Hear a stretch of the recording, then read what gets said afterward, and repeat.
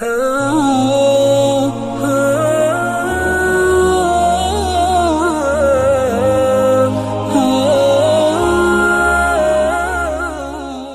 کے نیچے سبسکرائب کے بٹن پہ کلک کریں، بیل کے آئیکن پہ کلک کیجئے تاکہ ہر نئی ویڈیو کی نوٹیفیکیشن آپ کو ملے۔ جی السلام علیکم، بتائیے، بولیے۔ السلام علیکم جی تو مجھے کی بات کر رہا ہوں ہندوستان سے، دلی سے۔ جی ماشاءاللہ ماشاءاللہ، خیریت سے؟ بالکل ٹھیک ہے ماشاءاللہ۔ جی ایسے جی پہلے تو آپ کی تعریف کر لی تھی، ایسے جو آپ مسکراتے ہیں نا تو بہت خوبصورت لگتے ہیں آپ، اچھا اور مطلب زبردست، بہت لوگ اللہ نے آپ کو عطا کیا ہے آپ کے چہرے انور میں۔ اللہ اکبر۔ تو میرے دو اہم سوال تھے تبلیغی جماعت سے جڑے ہوئے، کہ پہلا تو یہ تھا کہ مطلب میں نے مولانا صاحب سے سنا ہے کہ تبلیغی جو جماعت ہے یہ سنت عین ہے، لیکن بعض میں لوگوں سے سنتا ہوں مسجد میں بیٹھے ہوئے کہ لوگ کہتے ہیں کہ نہیں فرض ہے یہ۔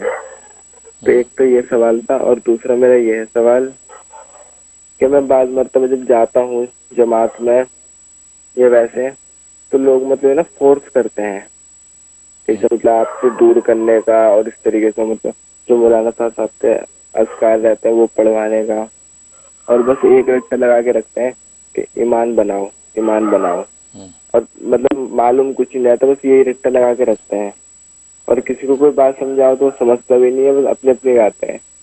تو حضرت میں اس بارے میں آپ سے رائے لینا چاہتا ہوں کہ مطلب میں ایسے کس طریقے سے ڈیل کروں ایسے لوگوں سے۔ نہیں، کیا سمجھانا چاہتے ہیں آپ ان کو؟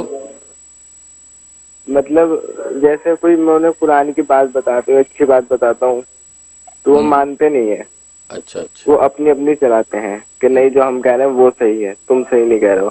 اور کبھی مطلب آپ کا ذکر آ جاتا ہے یا ایسے پتہ لگتا ہے آپ کے بارے میں کہ آپ میرے شیخ ہیں، تو مطلب وہ یہ کہتے ہیں کہ کوئی بات نہیں، ابھی بس تم جو نا وہ تسبیح کرو بھی تم تبلیغی جماعت کی، اچھا، اور اگر تمہیں جو تمہارے شیخ نے اذکار دیے ہیں تم اسے پڑھو گے تو تمہیں تو نفع ہوگا، دوسروں کو تھوڑنا ہوگا اس سے نفع، تو اس لیے تم دعوت کا کام کرتے رہو بس۔ اور مطلب نماز کو بھی کہتے ہیں کہ تم نماز چھوڑ کے پہلے دعوت کا کام کرو، نماز بھی بعد میں پڑھو نفلی۔ صحیح، ماشاء اللہ، بہت اچھا، بہت شکریہ۔ سب سے پہلے آپ کی محبت کا شکریہ، آپ تو میرے بڑے عاشق اور پکے مرید ہیں، بلکہ آپ نے تو نام کا حصہ منیری بنا لیا ہے، غالباً محمود احمد نام ہے شاید آپ کا، آگے منیری آپ نے لگا لیا اپنے شیخ کا نام۔ اس نسبت سے اللہ تبارک و تعالی میرے ذریعے سے میرے بزرگوں کی برکات اور ان کے جو ہے وہ علم و معرفت سے آپ کو فیضیاب کرے۔ میری تو کوئی حیثیت نہیں، میں ایک طالب علم ہوں، لیکن ظاہر ہے کہ کنیکشن ہے بزرگوں کے ساتھ، تو کہ ذریعہ ضرور ہوں، تو میرے اکابر بزرگوں کا فیض میرے ذریعے سے آپ لوگوں تک پہنچے اور آپ لوگوں کو فائدہ ہو۔ اور باقی جہاں تک یہ پہلے سوال کا تعلق ہے جس میں آپ کہ تبلیغ فرض ہے یا نہیں، پہلی بات ہے کہ تبلیغ فرض ہے، یعنی نفس تبلیغ کرنا، یعنی دعوت دینا، پیغام آگے پہنچانا، نیک بات آگے پہنچانا، یہ فرض ہے۔ خود نبی پاک صلی اللہ علیہ وسلم نے یہاں تک فرمایا کہ بلغوا انی ولو آیا، کہ تبلیغ کر دو، پہنچا دو میری طرف سے، بھلے ایک ہی بات کیوں نہ ہو، میری کوئی ایک بات سنی آگے پہنچا دو، کیونکہ اس کا فائدہ یہ ہوتا ہے اس سے علم زندہ رہتا ہے۔ اگر تبلیغ کا کام رک جائے، تعلیم کا کام رک جائے تو علم جب مر جاتا ہے، تو یہ بات آگے سے آگے پہنچانے سے وہ زندہ رہتا ہے۔ بلکہ ایک حدیث میں تو فرمایا کہ تم یہ میری سن کے حدیث آگے جو پہنچا دیتے ہو تو ہو سکتا ہے جس کو تم نے پہنچایا وہ تم سے زیادہ اچھا یاد رکھے اور زیادہ اس سے صحیح بینیفٹ اٹھا کے آگے پھیلائے۔ آپ نے تو الفاظ یاد کیے، آگے پہنچا دیے، لیکن آگے والے اس الفاظ میں سے معنی اور مطالب اور معارف اور مسائل نکال کے امت کو نفع پہنچائے، لہذا آگے پہنچاؤ۔ یہ نفس تبلیغ اس کو بولتے ہیں، کہ نفس تبلیغ جو ہے یہ تو فرض ہے۔ اب کسی بھی تبلیغ کا خاص ایک طریقہ کار متعین کر کے تبلیغ کرنا یہ فرض نہیں ہے، یہ ایک مستحسن چیز ہے کہ اس وقت اور زمانے کے لحاظ سے یہ طریقہ اچھا ہے۔ مثلا یہ آج میڈیا کا دور ہے، سوشل میڈیا کا دور ہے، اب سوشل میڈیا پہ بیٹھ کے میں تبلیغ کر رہا ہوں، میں دین کی بات کر رہا ہوں، دعوت دین دے رہا ہوں، تو یہ فرض نہیں ہے کہ آپ کہہ کہ سوشل میڈیا پہ بیٹھ کے دین کی بات کرنا فرض ہے، میں یہ کہوں گا یہی فرض ہے، یہ غلط ہوگا، یہ فرض نہیں ہے۔ فرض دین کی بات پہنچانا فرض ہے، لیکن کس طریقے سے پہنچائے، طریقہ کار کو اسلام نے آزاد کر دیا ہے، اپنے اپنے زمانے کے اعتبار سے جائز و حلال جو بھی ذریعہ ہو اس کو اختیار کر کے آپ پیغام کو پہنچائیں۔ اب یہ سوشل میڈیا یہ بھی علماء محققین کے نزدیک ایک جائز طریقہ ہے، لہٰذا اس کو استعمال کر کے پیغام پہنچایا جا رہا ہے۔ دعوت تبلیغ کا جو طریقہ کار یہ 1927 کے اندر مولانا الیاس صاحب رحمۃ اللہ علیہ بانی تبلیغ، ان پر اللہ نے القاء کیا ہے، اس طریقے سے انہیں 6 نمبر متعین ہوئے اور انہوں نے اس کا ایک طریقہ چلہ 4 منٹ کا نظم بنایا، اس تربیت کا نظام چلا۔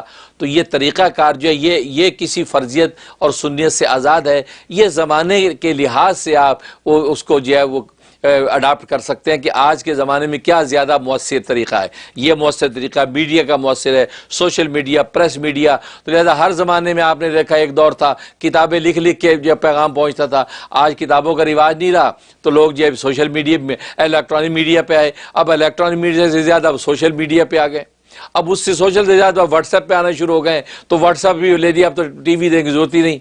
تو مطلب یہ طریقہ کار جائز حدود میں رہ کے وہ اپنے کوئی بھی اختیار کیا جا سکتا ہے۔ لہذا دعوت تبلیغی جماعت کا خاص جو طریقہ ہے کہ سہ روزہ لگانا ہے، عشرہ لگانا ہے، چلہ لگانا ہے، 4 مہینے لگانے، یہ فرض نہیں ہے۔ یہ جو ہے شرعی اصطلاح میں اس کو فرض نہیں کہتے، اور تبلیغی جماعت کے بزرگ بھی اس کو فرض نہیں کہتے۔ ہاں، فرض تبلیغ کو تو فرض کہتے ہیں، لیکن اس طریقہ کار کو فرض نہیں کہتے۔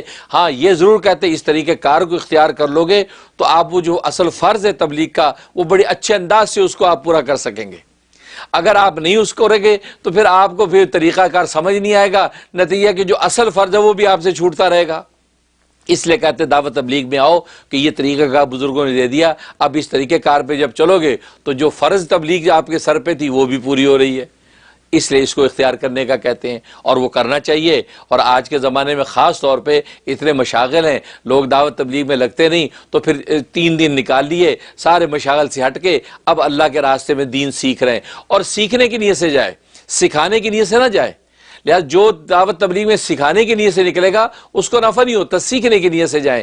جب سیکھنے کی نیت کریں گے تو اللہ آپ سے سکھانے کا کام لے لیں گے، اس لیے اس میں بالکل جانا چاہیے، اور بہت اچھی بات ہے۔ اور جیسے مولانا سعد صاحب جو ہے امیر تبلیغ جو ہیں ان کے زیر نگرانی نظم چل رہا ہے، تو اس نظم کو آپ بالکل اڈاپٹ کریں، فائدہ ہوگا۔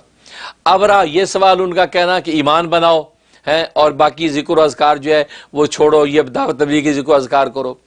بات اصل میں ہے کہ اصل تو چیز ایمان ہی بنانے کی ہے، اور یہ جتنا کچھ ہم کرتے ہیں ایمان بنانے کے لیے ہوتا ہے۔ لہٰذا یہ سبق دینا کہ ایمان بناؤ، یہ واقعی بالکل بہت اچھی بات ہے، اور ایمان ہی ہمارے آج بنے ہوئے نہیں ہیں، تو اس لیے ہماری نمازیں کچی ہیں، مسجدیں پکی ہیں، یہ اس وجہ سے آج کماتے ہم حلال ہیں، کھاتے حرام ہیں، تو اس کی وجہ یہی ہے کہ ایمان بنے ہوئے نہیں ہے۔ تو اسے دعوت تبلیغ کا یہ جو موٹو ہے کہ ایمان بناؤ، یہ تو بہت زبردست ہے، بالکل ایمان بناؤ۔ اب وہ ایمان بنانے کا ایک خاص طریقہ کار جو دعوت تبلیغ کا ہے اس کے ذریعے سے بھی بنایا جا سکتا ہے، اور مشائخ سلسلہ خانقاہوں میں بیٹھ کے لا الہ الا اللہ کے ضربے لگا رہے ہیں اور یہ سلسلہ روحانی جو تربیت کر رہے ہیں، یہ بھی ایمان بنانے کے طریقے ہیں۔ مدارس کے اندر جو تعلیم و تعلم ہو رہا ہے یہ بھی ایمان، یہ سب ایمان بنانے کے طریقے پر کام ہو رہا ہے کہ ایمان ہی اصل چیز ہے، اور آخر مرتے وقت ایمان ہی کی قیمت لگنی ہے، اگر وہ نہیں ہے تو کچھ بھی نہیں۔ اور باقی رہا یہ کہ تسبیحات جو کہتے ہیں دعوت تبلیغ کی جو تسبیحات ہیں بس وہی کرو، باقی چھوڑ دو، ٹھیک ہے۔ اگر کوئی شخص کسی سے بیعت نہیں ہے تو ٹھیک ہے، دعوت تبلیغ میں جو تسبیحات ملی ہیں 3 تسبیح صبح کی، 3 شام کی ہوتی ہیں، تیسرا کلمہ ہے استغفار اور درود شریف ہے، اس طرح مغرب بعد تیسرا کلمہ استغفار درود شریف، یہ 3 تسبیح صبح شام کی دعوت تبلیغ کی ملتی ہیں، بالکل کریں۔